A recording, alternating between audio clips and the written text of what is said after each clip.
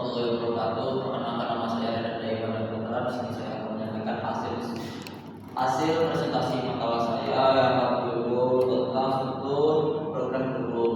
Adapun latar masalah pendidikan merupakan pilar utama dalam bentuk sumber daya manusia yang berkualitas berkarakter dan mampu bersaing di era global. Seiring dengan perkembangan zaman, tuntutan pendidikan semakin kompleks. Jadi peserta didik tidak hanya dituntut untuk menguasai kemampuan saja, tetapi memiliki keterampilan apapun satu seperti berpikir kritis, kreativitas, komunikasi, dan kolaborasi.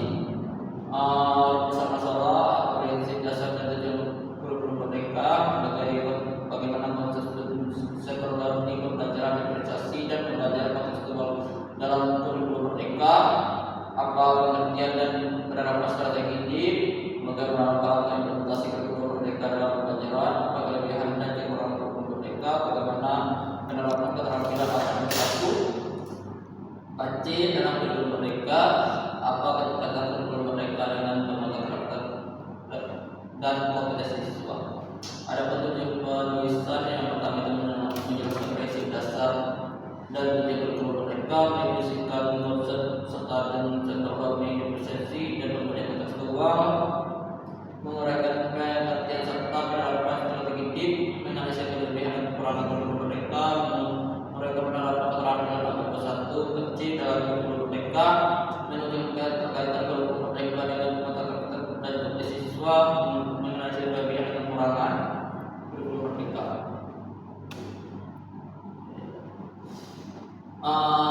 Masuk ke bab pembahasan prinsip dasar dan tujuan kurikulum merdeka. Kurikulum merdeka merupakan salah satu kebijakan pendidikan terbaru yang diluncurkan oleh Kementerian Pendidikan, Kebudayaan, Riset dan Teknologi Republik Indonesia sebagai respon terhadap berbagai tantangan pendidikan di abad ke-21.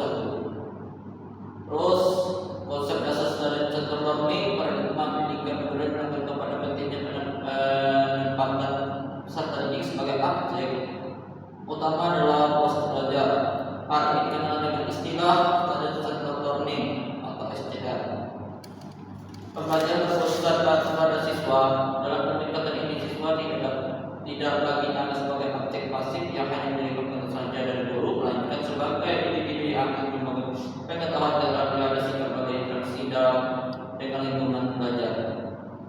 Secara fisiologis, SCL berakar pada teori determinisme yang dikembangkan oleh Jean Piaget, Lev Vygotsky dan tokoh lainnya. Teori determinisme menyatakan pemetaan tidak dapat sekedar dari guru kepada siswa, melainkan harus dikontribusi oleh siswa melalui pengalaman belajar yang bermakna. Selanjutnya pembelajaran kontekstual CTL. Pembelajaran kontekstual CTL merupakan salah satu pendekatan yang digunakan dalam kurikulum merdeka untuk menjembatani pembelajaran dengan kehidupan nyata peserta didik. Konsep ini menekankan bahwa pengetahuan tidak hanya dipahami sebagai kumpulan fakta, rumus atau teori yang terpisah dari kehidupan, tetapi sebaliknya dipelajari melalui pengalaman yang nyata, relevan dan dapat diterapkan dalam kehidupan sehari-hari. Dengan kata lain, CTL menandakan bahwa pelajaran selalu mampu mengaitkan apa yang dipelajari di sekolah dengan situasi nyata di mereka. Lanjut, pengertian diferensi dalam pembelajaran. Diferensi dalam pembelajaran merupakan satu pendekatan yang menekankan pada upaya guru menyesuaikan proses pembelajaran dengan kebutuhan dan kemampuan serta gaya belajar siswa. Yang terus ada langkah-langkah yang berbasis dalam pembelajaran, berbasis kurikulum dalam pembelajaran untuk strategi yang terjadi masing-masingnya adaptif terhadap kebutuhan siswa. Secara umum, langkah-langkah yang implementasi pembelajaran dapat dibagi menjadi beberapa tahap penting. Pertama, perlu melakukan analisis kebutuhan belajar siswa.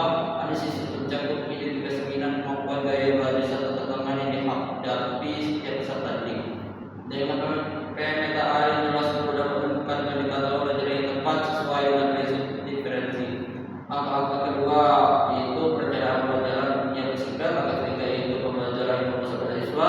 Langkah keempat ada pembinaan didik. Terakhir, langkah yang penting tidak perlu ada refleksi dan tindakan. Guru bersama siswa melakukan refleksi terhadap proses pembelajaran yang sudah berhasil dan apa yang perlu diperbaiki.